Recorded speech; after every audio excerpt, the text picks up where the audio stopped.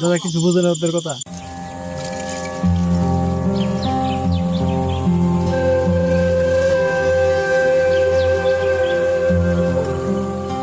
আসসালামু আলাইকুম।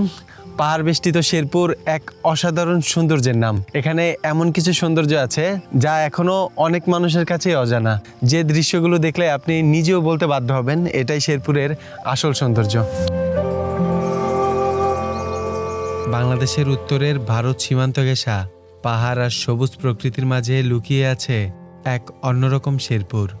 আজ আমরা ঘুরে দেখব অনেক বছর বন্ধ থাকা মায়াবী লেক, নির্জন পাহাড়ি পথ আর গারোদের ছোট ছোট গ্রাম। রাতে থাকব ভারত বাংলাদেশ সীমান্তের একদমই কাছাকাছি, যেখানে রাত নামলেই দূর থেকে দেখা যায় ভারতের সীমান্তের আলো, আর পাহাড়ি ঠান্ডা বাতাস মনে করিয়ে দেয় এ যেন বাংলাদেশের মাঝেই এক অন্যরকম জগৎ। প্রকৃতির নীরবতা আর অজানা সৌন্দর্যে ভরা এই যাত্রায় আপনাদের স্বাগতম।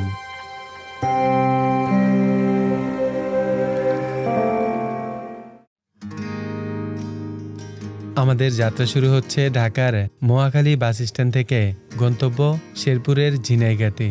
ঢাকা থেকে কয়েকটি বাস সরাসরি ঝিনাইগাতি পর্যন্ত যাত্রী পরিবহন করে থাকে, যার ভাড়া গাড়ি বেঁধে 400 থেকে 500 টাকা পর্যন্ত হয়ে থাকে। ঢাকা থেকে ঝিনাইগাতির দূরত্ব 208 কিলোমিটার, আর এই পথ পাড়ি দিতে সময় লাগবে প্রায় 5 ঘন্টার মতো। অলরেডি চলে আসছি শেরপুর জেলার ঝিনাইগাতি উপজেলাতে। এখানে কিন্তু বাসটি আমাদের নামিয়ে দিয়েছে। গতকাল রাত্রে 1টা বাজে আমরা রওনা দিয়েছিলাম ঢাকা থেকে এই ঝিনাইগাতি উপজেলার উদ্দেশ্যে। তারপরে পাশেই রয়েছে খাবার হোটেল, আপনারা চাইলে সকালে নাস্তা করতে পারবেন। আমরা এখান থেকেই সকালে নাস্তা করব।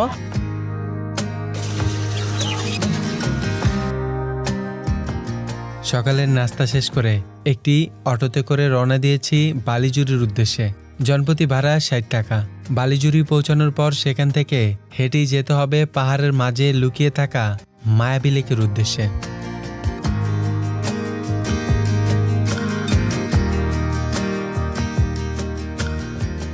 ঝিনাইগাতি থেকে 60 টাকা ভাড়া দিয়ে চলে আসছি বালুঝুরি। আর এই যে পিছনে যে রাস্তাটা দেখতেছেন, এই কাঁচা রাস্তা ধরেই কিন্তু আমরা হেঁটে 20 থেকে 25 মিনিট লাগবে যাব মায়াবী লেকের উদ্দেশ্যে। অসাধারণ সুন্দর একটা লেক, এই লেকের সৌন্দর্যটা দেখাবো আপনাদের। মায়াবী লেকে যাওয়ার সময় অসাধারণ সুন্দর একটা নদীর দেখা পাবেন। এই নদীটার নাম হলো সোমেশ্বরী নদী, যেটার উৎপত্তি স্থল ইন্ডিয়াতে হলেও বাংলাদেশে প্রবেশ করেছে। আর এই নদীর পাশ ধরেই আমরা হেঁটে হেঁটে যাব মায়াবী লেকের সৌন্দর্য দেখতে।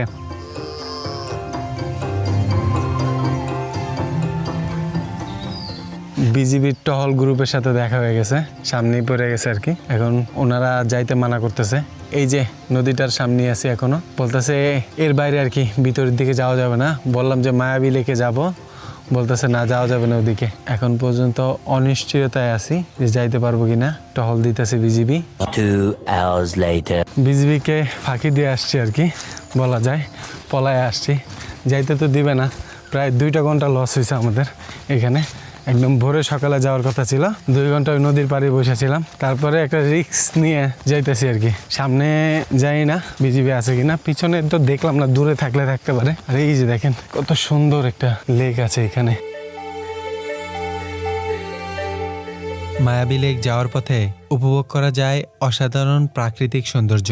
চারপাশের পাহাড়, সবুজ বন আর নির্জন পরিবেশ জায়গাটিকে আরো সুন্দর করে তুলেছে। তবে স্থানীয়দের সাথে কথা বলে জানতে পারলাম এই পথে চলার সময় একটু সাবধানে থাকা জরুরি, কারণ শেরপুরের এই পাহাড়ি এলাকাগুলোতেই বন্য হাতির দেখা মেলে।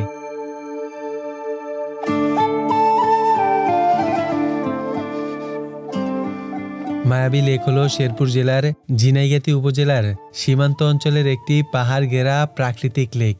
শেরপুর জেলা শহর থেকে 35 কিলোমিটার দূরে টাওয়াকুচা নামক স্থানে অবস্থিত মায়াবী লেক, পূর্বে যেটা বগাগুছা নামে পরিচিত ছিল। এর সৌন্দর্যের কারণে খুব তাড়াতাড়ি এই লেক ভ্রমণপ্রেমীদের আকর্ষণ করেছে। মাঝখানে স্বচ্ছ লেকের পানি, চারপাশে ছোট ছোট পাহাড় দিয়ে ঘেরা, তাই লেকের সৌন্দর্য দেখতে একসময় দেশের বিভিন্ন প্রান্ত থেকে মানুষ ভিড় জমাত। তবে সমাজ বনায়ন, জীববৈচিত্র্য রক্ষা ও প্রাণীর জন্য জেলা প্রশাসন এটিকে বন্ধ ঘোষণা করে। তবুও আশেপাশে পর্যটকদের ভিড় লেগেই থাকতো, তাই একসময় প্রশাসনের লোক এসে এই লেকের বাঁধ ছেড়ে দেয়, যাতে পানি এখানে জমতে না পারে। এখন এটি মায়াবী লেক নামে পরিচিত হলেও এই লেকে এখন একদমই পানি নেই। অলরেডি কিন্তু মায়াবী লেকে চলে আসছি, মানে এখন তো আর পানি নেই এই সাইডে, ওই পাশে একটু পানি আছে, তবে অসাধারণ সুন্দর একটা জায়গা। এখানে এক ভাইয়ের সাথে দেখা হয়েছে আইসা, আপনি তো এই এলাকারই। আসলে আমি জানতে চাচ্ছিলাম এটা বন্ধ করে দেওয়া হইলো কেন? এটা সম্ভবত বন্ধ করে দেওয়া হয়েছে, এটার পাশে আরেকটা আছে, লেক আছে, ওইটাতে এটা চালু আছিল যখন, ওইটাতে লোকজন যায় নাই, এর জন্য ওইটা কোন লেক? এটা গজনি গজনি পর্যটন কেন্দ্রটার কথা বলতেছেন? হ্যাঁ। ও মানে এটা চালু থাকলে ওইটাতে লোক কম যায়, লোকজন যায় নাই, এর জন্য ওরা বাদী হয়ে এটা সরকারের কাছে করছে, পরে সরকারের লোক আইসা এটা ভাঙ্গা দিয়ে গেছে। মানে বাঁধ ভাঙিয়ে দিছে, এই জন্য পানি চলে গেছে আর কি। মানুষ ঢুকতে দেয় না কেন? আমাদের তো আটকাই ছিল বিজিবি। মানুষ ঢুকতে দেয় না, একটু আরো ঝামেলা আছে, বর্ডার এরিয়া দেখে, বর্ডার এরিয়া আরো পাহাড়ের ভিতরে সমস্যা হইতে পারে এই জন্য।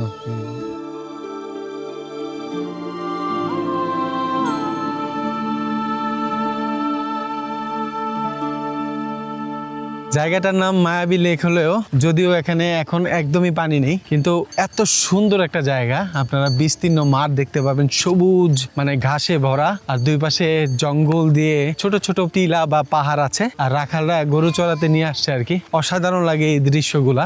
এখনো কিন্তু একটা ছোট্ট লেক আছে, এই লেকটা দেখার জন্য আমরা যাচ্ছি। এখন পর্যন্ত এই লেকটা বেঁচে আছে আর কি।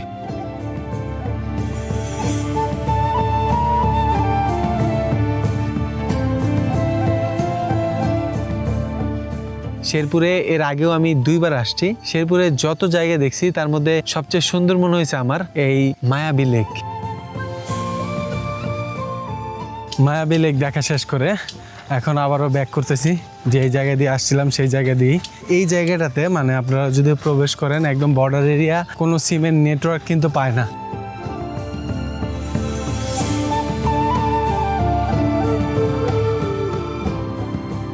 মাত্র দুপুরের খাবার খেলাম। বালিজুরি যেই বাজার আছে, বাজারে মোটর চালিত ভ্যান আছে, ভ্যানে করে যাব অফিস পাড়া। তার পাশেই কিন্তু অসাধারণ সুন্দর একটা গারো পাড়া আছে, সেই পাড়ার সৌন্দর্যটাই আপনাদের দেখাবো।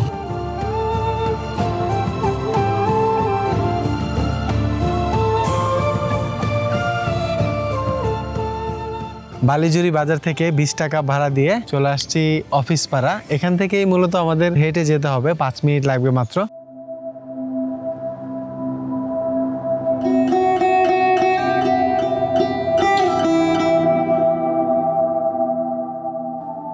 কয়েকটা টিলা আছে, একটা টিলার উপরে উঠছি, অসাধারণ সুন্দর জায়গা।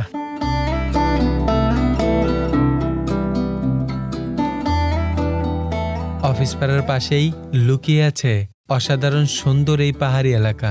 পাশেই রয়েছে গারোদের ছোট্ট একটি গ্রাম, যেখানে এখনো প্রকৃতি আর মানুষের জীবন একসাথে মিলেমিশে আছে। চারপাশের সবুজে মোড়া পাহাড়গুলো যেন দূর থেকে এক একটা সবুজের গালিচার মতো দেখায়। সব মিলিয়ে জায়গাটি যেন বাস্তবের কোনো দৃশ্য নয়, একদম ছবির মতোই সুন্দর।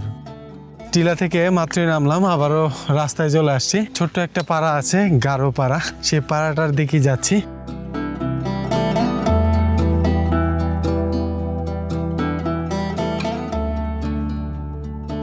এই গারো পাড়াটির নাম খ্রিস্টান পাড়া। ছোট্ট এই গ্রামটিতে প্রায় 40টির মতো পরিবার বসবাস করে। তাদের প্রধান পেশা চাষাবাদ, আর বেশিরভাগ মানুষই খ্রিস্টান ধর্মের অনুসারী। চারপাশের পাহাড় আর সবুজ প্রকৃতির মাঝে গড়ে ওঠা এই শান্ত গ্রামটি সত্যি অসাধারণ। আর এই গ্রামের সৌন্দর্য দেখে আমরা বেরিয়ে পড়ি ইন্ডিয়া বাংলাদেশের সীমান্তের দিকে, যেখানে পাহাড়ের উপরে আজকে ঝুম করে রাত্রি যাপন করব।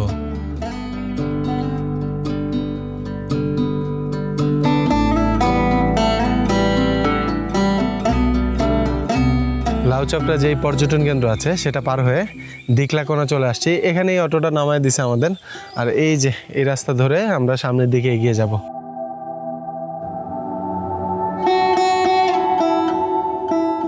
এই পিছনের রাস্তা দিয়ে আমরা আসলাম, আর ওই যে আরো অনেক দূরে কিন্তু যেতে হবে আমাদের। সামনে যে পাহাড়গুলো দেখতেছেন উঁচু উঁচু, ওই যে দূরে ওইখানে যেতে হবে। ওই পাহাড়ের উপরেই একটা ঝুমঘর আছে, সেখানেই আজকে রাত্রে থাকবো আর কি। আর সেই পাহাড়ের পরেই কিন্তু রয়েছে ইন্ডিয়া আর বাংলাদেশের বর্ডার।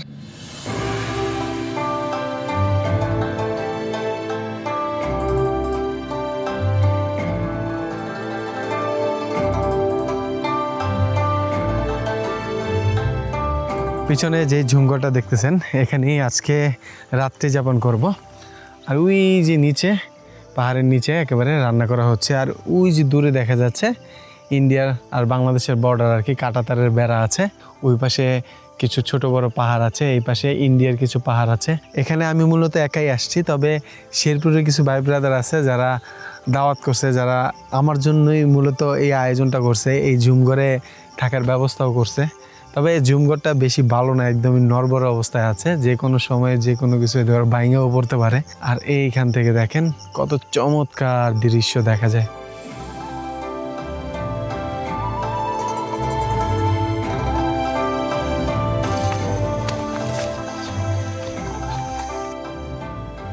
এই যে পিছনে যে পাহাড়টা দেখতেছেন এখানেই আজকে রাত্রে ঝুমঘরে থাকবো আর কি। আর এই যে আমাদের টিমের সবাই আছে এখানে, সবাই রান্না করতেছে। সবাই একটা হাই দিয়ে দেন ভাইরা। এই হলো ভাই ব্রাদার সবাই শেরপুরের। আর এই যে দেখেন সামনে, এটা হলো কাঁটাতারের বেড়া, বাংলাদেশ ভারত, মানে বলা যায় আমরা নো ম্যানস ল্যান্ডে আছি।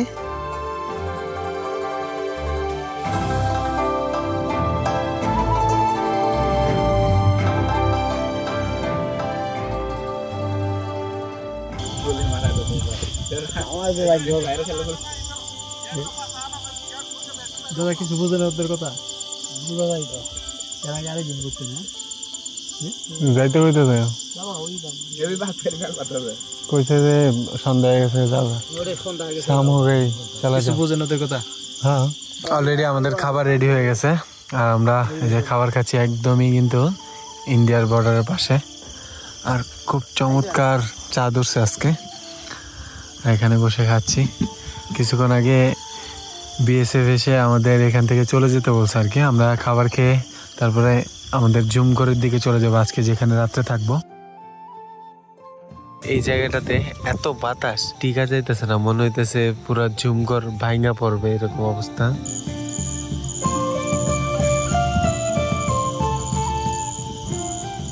গুড মর্নিং সবাইকে। লাউ চাপড়ার একদম গহীনে বলতে পারেন, পাহাড়ের চূড়ায় ভাঙাচুরা একটা ঝুমঘরে কালকে এই যে তাঁবুর ভিতরে শুয়েছিলাম। এত বাতাস ছিল কালকে রাত্রে, পরে গিয়ে এই যে নিচে থেকে টিন নিয়ে আসছে। ওই নিচে একটা টিন পড়েছিল, ওই টিনটা এনে এখানে রেখে দিছি, তারপরে ঘুমাইতে পারছি আর কি কোনো রকম, না হলে ঘুমাইতে পারতাম না। তাঁবু উড়ায় নিয়ে যাচ্ছিল রাত্রে, এত বাতাস ছিল। আর সামনে ওই যে দেখেন কাঁটাতারের বেড়া, যেটা আমি গতকালকে আপনাদের দেখাইছি। কিছুক্ষণ পরপর বিএসএফ এসে হুঁশিয়ারি করছিল ওইখানে রাত্রে, অনেক গভীর রাত্রে। তো অসাধারণ একটা ওয়েদার আজকে। এখন সকাল সকাল কিন্তু বৃষ্টি পড়তেছে অল্প অল্প।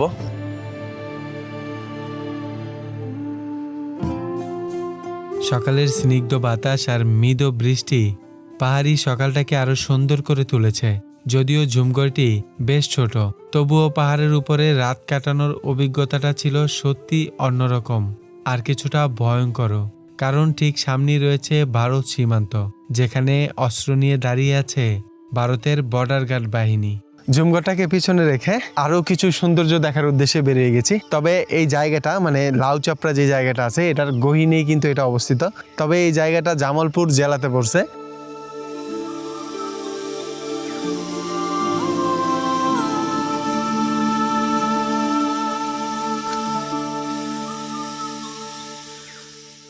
রাস্তায় চলে আসছি, হেঁটে হেঁটে যাচ্ছি। সামনে একটা বাজার আছে, সেখানেই সকালে নাস্তাটা করব।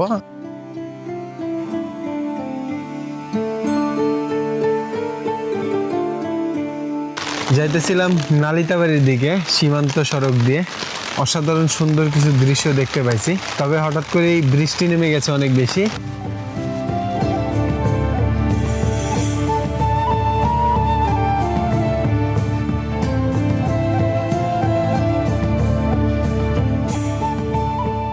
রাস্তা দিয়ে যাচ্ছিলাম, অসাধারণ সুন্দর একটা গ্রাম দেখে এই জায়গাটাতে দাঁড়াইলাম। গ্রামটার নাম হলো কালাপানি গ্রাম। অসাধারণ সুন্দর একটা গ্রাম, আপনারা গ্রামের সৌন্দর্য দেখলে মুগ্ধ হয়ে যাবেন। দাদা আছে আমার সাথে এই গ্রামেরই। আপনারা কি গারো সম্প্রদায়ের? হ্যাঁ, গ্রাম সম্পর্কে এটা কয়টা ফ্যামিলি আছে এখানে? আমাদের এখানে 12টা। 12টা ফ্যামিলি। আপনাদের প্রধান কাজ কি, কি কাজ করেন? আমরা যে মনে কৃষি গাছ, মনে এই যে লাকড়ি বাকরি মানে মানে দিন মজুরি হ্যাঁ হ্যাঁ হ্যাঁ এই কাজটাই। আপনাদের এখানে যারা আছে সবাই কি খ্রিস্টান ধর্মের? হ্যাঁ, সবাই খ্রিস্টান ধর্ম। খ্রিস্টান ধর্মের না? আপনাদের উপাসনালয় কই? উপাসনা আমাদের মিশনে। মিশনে না? মিশনে। এখানে আশেপাশে কোনো ইয়া নেই, গির্জা নেই? গির্জা আছে যে এখানে একটা এখানে গির্জা আছে না? আপনাদের মাতৃভাষার নাম কি? মাতৃভাষা আচিক। আচিক? আচিক আচিক ভাষা না? আপনাদের আচিক ভাষায় আমি তোমাকে ভালোবাসি কি বলে? মানে নাম্মি দোঙা। নামি দোঙা? নাম্মি দোঙা। নামি দোঙা মানে হলো আমি তোমাকে ভালোবাসি। ভালোবাসি। খুব সুন্দর। ঠিক আছে দাদা, ধন্যবাদ আপনার। কালাপানি গ্রামের একটা গারো পরিবারের মানে যে ঘর আছে, ঘরের সামনে দাঁড়িয়ে আছে। ওনারা এরকম টিনের ঘরে, মানে গ্রামীণ যে ঘরগুলো হয়ে থাকে আর কি, এরকম ঘরেই কিন্তু বসবাস করে। এই দেখেন ওনাদের ঘরগুলো এরকমভাবে সাজানো। দিদি, আপনাদের এখানে হাতি কি আসে? হ্যাঁ হাতি আসে। হাতি আসে না? আপনাদের কি কোনো সমস্যা করে না বেশি? হ্যাঁ সমস্যা তো করে, হাতি তো সমস্যা করে, যে তো এই ফসল ফলানগুলো খেয়ে ফেলে, তারপরে ঘর বাড়ি ভাঙচুর করে, আর মানুষ যদি তাড়াইতে যায় মানুষ আক্রমণ করে। অসাধারণ সুন্দর এই গ্রামটি দেখে আমরা যাচ্ছি সরাসরি ময়মনসিংহ শহরের উদ্দেশ্যে, যেখান থেকে খুব সহজেই ঢাকায় যাওয়া যায়। আর আজকের ভিডিওটা এখানেই শেষ করছি। ইনশাল্লাহ দেখা হবে পরবর্তী কোনো ভ্রমণের গল্প নিয়ে। আল্লাহ হাফেজ, ধন্যবাদ।